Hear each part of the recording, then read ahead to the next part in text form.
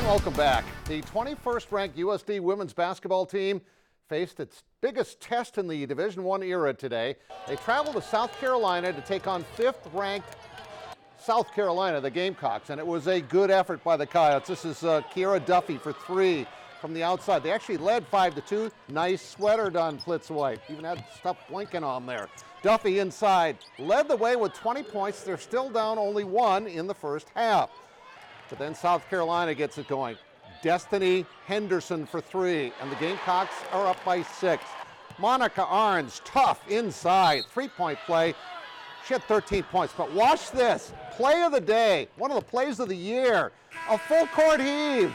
It goes in for South Carolina by Ty Harris, and they're up 25-12 after a quarter. It was about a 3/4 court shot.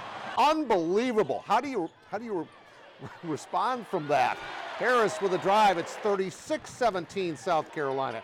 But back come the Coyotes. Madison McKeever, she had 9, narrows it to 11.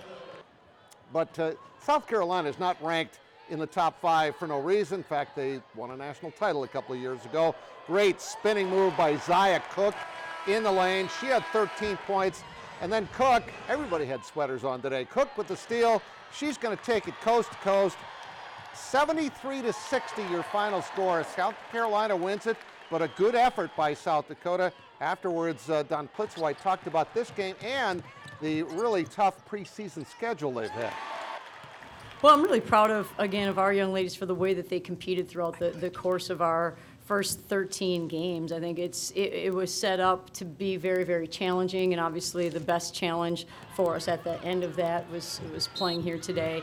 You know, I think we've seen different styles of play, and that's been really important for us. The physicality of the game potentially wears you down, those type of things, but I just think our kids battled and played really hard, and really proud of them. So again, 73-60 was your final. Kiera Duffy led the way with 20.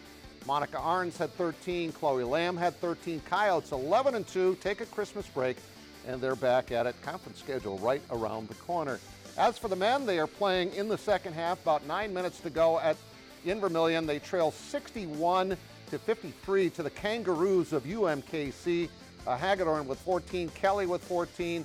The Coyotes are 9-4 before tip-off on this. We'll have a final score for you tonight after the game.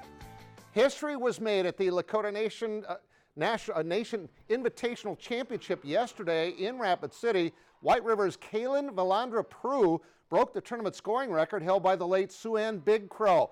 She tallied 45 in their final game and 138 for the tournament. Kelsey Herman of Todd County also broke the scoring record. She had 136. That thing had held for 3 decades. She scored 136 points. Well, in 1975, Rapid City's Randy Lewis set a South Dakota high school record with his 45th consecutive pin. Lewis went on to have a Hall of Fame career that included 2 national championships at the University of Iowa and an Olympic gold medal. His record stood for more than 4 decades until yesterday, when remarkably 2 wrestlers had a chance to make history. It started yesterday morning in Elk Point at the EPJ Invite. 138-pound Canton senior Kellen March tied the record with his 45th consecutive pin in the first round. Then he needed just 24 seconds in the quarterfinals to pin Parkston's Caleb Boozman, setting the new state record of 46. After that competition was stopped to honor March, in which Lewis himself presented Kellen with a special plaque to commemorate the achievement. Kellen went on to pick up 2 more wins to run his streak to 48 in a row. And several hours later, this guy in Madison Chamberlain heavyweight, Nash Hutmaker, also tied the previous mark of 45 and pushed his streak to 46 with 3 more pins yesterday.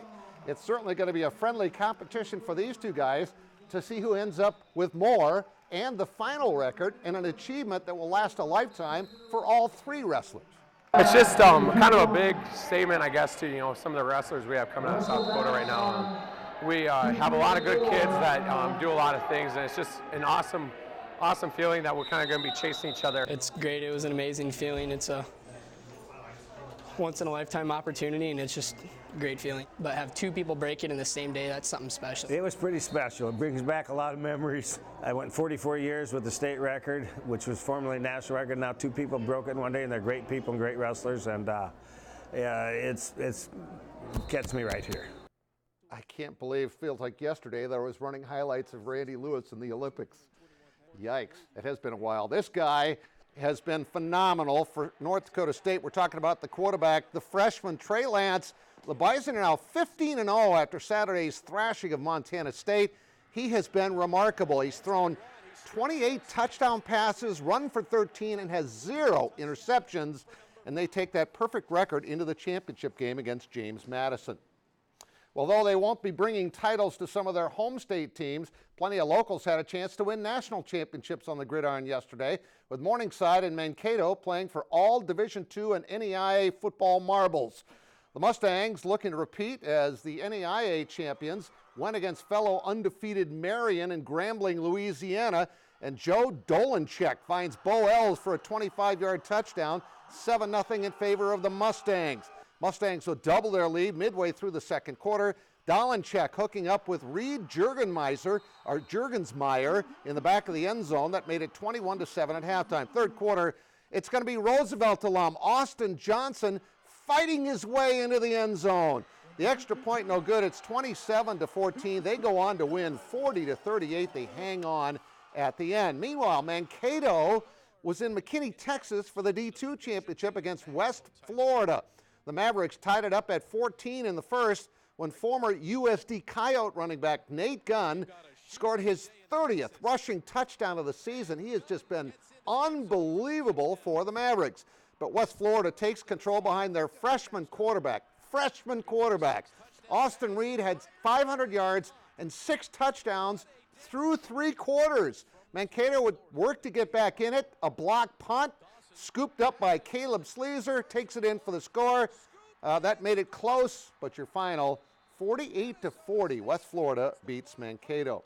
Now, replacing some of the greatest players in program history was bound to make the early part of the season a roller coaster ride for the SDSU men and women, though each have had their ups and downs entering the non-conference finale.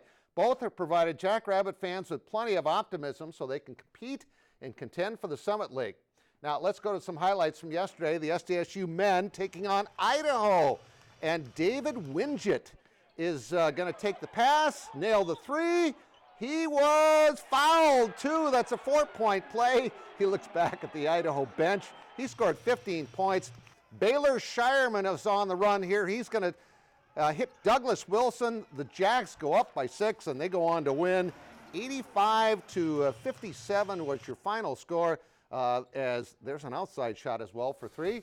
And tonight at 10, we'll even have some highlights of NFL that was played today. Dallas Goedert having a good game for Philadelphia, and a must-win game for the Eagles and the Cowboys. We'll be right back.